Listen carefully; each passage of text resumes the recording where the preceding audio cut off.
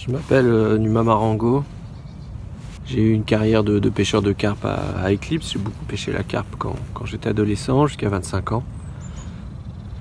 J'ai eu une longue interruption et j'ai commencé à reprendre là il y a quelques années, d'abord pour emmener mon fils de 10 ans à la pêche. Je sens.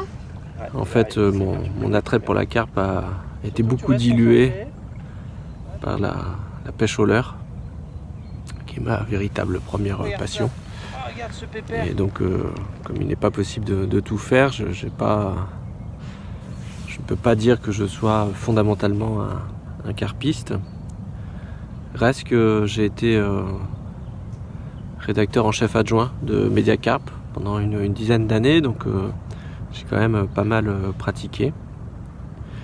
Et en fait, j'aime à dire que beaucoup de carpistes actuels, une large majorité, ont tous un petit peu quelque chose de moi dans leur équipement.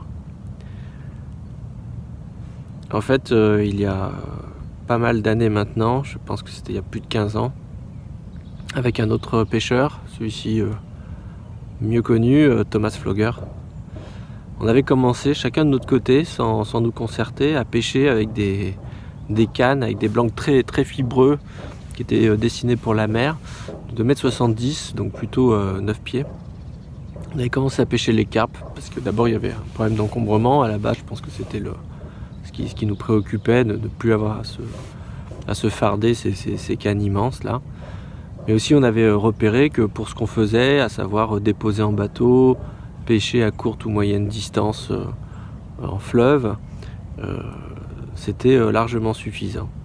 Et puis un jour j'ai commencé à en parler avec Thomas, et on s'est aperçu tous les deux que ce qui nous avait proprement choqué, vraiment marqué dans l'usage de ces cannes courtes, de ces cannes de moins de 10 pieds à l'époque, c'était la manière dont elles ratatinaient les carpes. C'est-à-dire qu'il y avait une puissance qui faisait que ces carpes-là, on les ramenait plus vite à l'épuisette, et que parfois elles se débattaient sur le tapis de réception comme jamais auparavant. Et en y réfléchissant, c'est bien normal. Si vous raccourcissez le bras de levier qui est en votre défaveur, eh bien vous avez plus de force sur le poisson. Et de là, j'ai proposé à plusieurs firmes de développer une canne. Alors en fait, plutôt que 9 pieds, il a été décidé que ce serait 10 pieds, pour la petite histoire, pour que le passage de 13 à 10 pieds soit psychologiquement moins dur que de 13 à 9 pieds. Vous voyez, c'était comme il y a le prix psychologique, là on avait fait une longueur psychologique. Et quelques sociétés avaient suivi. Et voilà, les cannes de 10 pieds se sont généralisées petit à petit. Je pense aussi beaucoup aidé par l'amélioration des blancs, hein, la qualité des carbones qui va sans cesse en s'accroissant. Enfin, quand je vois la différence entre une canne de 10 pieds aujourd'hui et une canne de 10 pieds telle qu'elles étaient sorties à l'époque, bon, la différence est phénoménale. Et on se demande même, je suis sûr que les jeunes, si aujourd'hui on leur montrait une canne de 13 pieds comme on avait à l'époque, ils ne comprendraient pas. Donc entre-temps, j'ai rejoint l'équipe Prologic, d'abord parce que je pense que c'est une des 3 sociétés les plus innovantes actuellement sur le marché, mais c'est aussi l'une des plus raisonnables en prix, et ça me semble important. Je dirais que chez Prologic, il y a un rapport innovation-prix qui est extrêmement agréable, et qui fait qu'on se sent bien à porter la casquette Prologic, puisque on a vraiment l'impression qu'on en donne au carpiste pour son argent, et qu'on participe d'une belle aventure. Alors évidemment, maintenant que je suis chez Prologic, je continue à pêcher avec des cannes de 10 pieds. En réalité, je ne pêche plus du tout avec des cannes longues. Je pêche beaucoup maintenant avec les C3C, que j'ai appris à connaître récemment, et qui sont des cannes exceptionnelles, des lanceuses fantastiques, alors qu'elles sont très paraboliques. J'aime beaucoup ces cannes-là. Je les utilise en 10 pieds pour 3,25 livres. Je pêche beaucoup avec les Natura, qui sont des cannes très très souples, très agréables pour pêcher les petits plans d'eau techniques comme ici. Mais surtout, en fait, suite un jour à une discussion avec mon ami Enrico Parmigiani,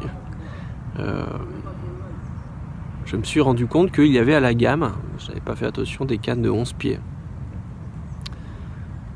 Et Enrico m'a tout simplement dit, mais en fait avec 11 pieds, tu lances comme avec une 13 pieds, et finalement tu as les avantages d'une 10 pieds. Mais en fait j'ai essayé ces 11 pieds, il se trouve que c'était les Fastwater que j'ai ici, et qui sont devenus chez Prologic mes cannes préférées. Donc celle-ci c'est les 3 livres et demi 11 pieds, et je retrouve plusieurs avantages. Alors effectivement, quand vous déposez en bateau, bien que votre canne elle fasse 10 pieds ou 11 pieds, c'est pas une gêne supplémentaire, c'est-à-dire que vous pouvez quand même attraper votre tête de ligne devant votre sillon, vous pouvez manipuler la canne sans être trop gêné. Mais par contre, ce qui est vrai, c'est qu'avec ces 11 pieds, eh ben, on lance quand même un peu plus loin que les 10 pieds, et on lance vraiment dans les catégories de distance qui concernaient jusqu'à présent les 12 pieds et demi ou 13 pieds dans leur meilleure performance. C'est-à-dire que je ne suis pas un mauvais lanceur, je ne suis pas excellent non plus, mais enfin je pense qu'avec ces cannes-là, j'atteins vraiment les distances maximales relativement à mes compétences. Ce que j'aime beaucoup sur ces Fastwater, outre la finesse de l'or blanc, alors aujourd'hui la finesse du blanc c'est devenu une fin en soi. Bon, je pense que c'est une erreur, si les gens savaient ce qu'il y a dans ces blancs hyper fins sur le marché, surtout ce qu'il n'y a pas, eh bien ils changeraient d'avis. Mais en tout cas ici le blanc qui est fin sans que ça soit au détriment des performances de la canne. Mais la canne reste quand même assez souple pour une 3 livres et demi. Et ça c'est extrêmement important. Moi je pêche avec des cordelines en tresse exclusivement. Et j'ai absolument besoin de cette mollesse sur le premier tiers pour pouvoir négocier mes combats, surtout en bateau, quand vous êtes à la verticale au-dessus du poisson. Donc voilà, mon choix finalement chez Prologic s'est porté sur ces Fastwater en 11 pieds. Et je crois résolument que c'est le compromis idéal si on ne devait avoir qu'un seul jeu de canne.